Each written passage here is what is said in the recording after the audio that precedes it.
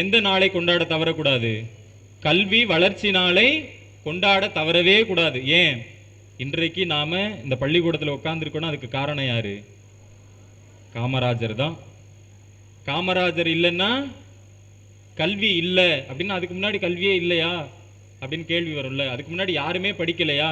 காமராஜர் காலத்தில் எத்தனையோ பேர் இருந்தாங்களே, ஐஏஎஸ் ஆஃபீஸர்ஸ் இருந்தாங்க, எவ்வளோ பேர் இருந்தாங்க, அவங்கெல்லாம் இல்லையா? காமராஜர் மட்டும்தான் கல்வியை நமக்கு சொல்லி கொடுத்தாரா அப்படின்னா, காமராஜர் வருவதற்கு முன்னாடி கல்வி சதவீதம் ஒன்று இருக்குல்ல, இன்னைக்கு சொல்லுவோம் என்னென்ன 100% வச்சு இதில் எவ்வளவு சதவீதம் இது கிடைக்குது, இது கிடைக்கல அப்படிங்கிறத அதை வச்சு பார்ப்போம்.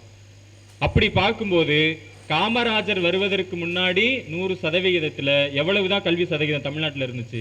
வெறும் 9% தான் இருந்துச்சு. 100%த்தில் வெறும் 9%ங்கிறது எவ்வளவு குறைவு. அவ்வளவுதான் படிப்பறிவு நம்ம கிட்ட இருந்தது.